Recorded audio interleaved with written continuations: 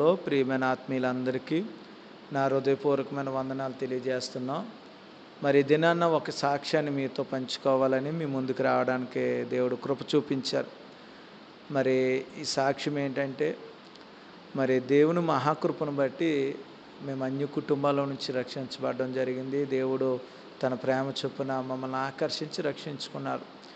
ప్రభువు మమ్మల్ని రక్షించుకున్న తర్వాత నా భారం, నా రక్త సంబంధికులు ఎవరైతే ఉన్నారో వారందరినీ రక్షించుకోవాలని భారముతో దేవుని దగ్గర మరి ప్రార్థించి పరిచర్యలో ముందు కొనసాగినప్పుడు, అలాగా మా తండ్రి గారు కానీ, అలాగే మా కుటుంబంలో అనేక మందిని బంధువులు, స్నేహితులను రక్షించుకోవడానికి కృప చూపించారు.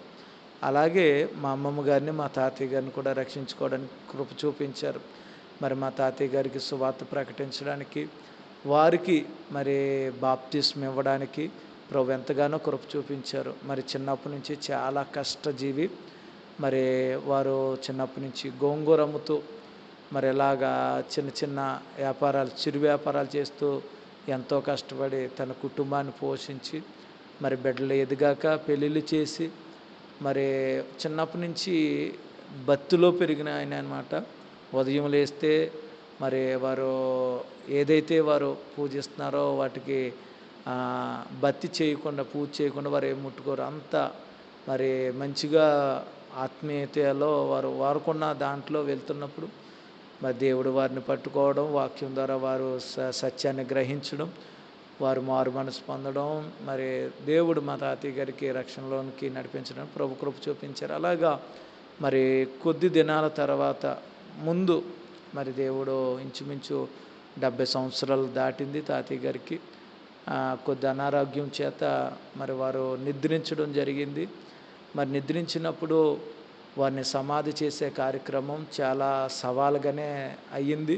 కానీ ప్రభు సహాయంతో అది మరి సమాధి చేయడం చాలా దేవుడు కృప చూపించాడు. ఎందుకంటే ఆ గ్రామంలో అందరూ కూడా అన్యజనాంగ ప్రజలు కాబట్టి మరి ఎలాంటి విధానాలు వారికి తెలియదు కాబట్టి వారు మొదట వ్యతిరేకించిన, మరి అర్థం చేసుకోలేకపోయినా తర్వాత మేము వారిని కూర్చోబెట్టి మరి ప్రభువుని నమ్ముకున్నారు. ప్రభువుని నమ్ముకుంటే ఇటు రీతిగా మరి ఒక సమాధి కార్యక్రమం అనేది జరగాలి. క్రీస్తు మన కొరకు మరణించారు, ఆయన సమాధి చేయబడ్డ, ఆయన తిరిగి లేచారు.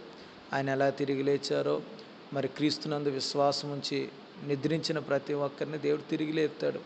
కాబట్టి సమాధి కార్యక్రమం అనేది క్రైస్తవులకి దేవుడు ఒక చక్కటి మాదిరిగా మనకి ఉన్నది. కాబట్టి ఇలాగా చేయడం ద్వారా మరి వారిని మనము దేవునిలో మనం బలపరిచేవారుగా ఉంటాము. కుటుంబాలని బలపరిచేవారుగా, ఒక మంచి మాదిరి చూపించేవారుగా ఉంటామని మరి ఆ సత్యాన్ని తెలుసుకున్న మనము మరి వారు కూడా తెలియచేయాలని వారితో కొన్ని విషయాలు వారికి అర్థమయ్యే భాషలో మాట్లాడినప్పుడు మరి వారు ఒప్పుకున్నారు. అలాగే మరి మొట్టమొదటిసారి ఆ గ్రామంలో మరి తాతయ్య గారిని మరి పెట్టెలో పెట్టి మేమే దగ్గరుండి అన్ని కార్యక్రమాలు దేవుని వాక్యాన్ని చెప్పినాడు. ఎంతోమంది ఆసక్తిగా విన్నారు. అలాగే మేము తీసుకెళ్ళాము. వారు కొన్ని షరతులు పెట్టారు. మీకు తెలియదు ఏముంది, పల్లెటూరులో షరతులు. వారు మరి ఇలాగా చేస్తే నచ్చిన వాళ్ళు వస్తారు, మిగతా వాళ్ళు రారన్నారు. మరి ఎవరు రాపని బాధపడొద్దన్నారు, మీరే చేసుకోవాలని అన్నారు. అన్నీ మేమే చేసుకుంటామని చెప్పాం. ఇలా జరుగుతున్న సందర్భంలో మరి ఎవరో రారనుకున్నాం.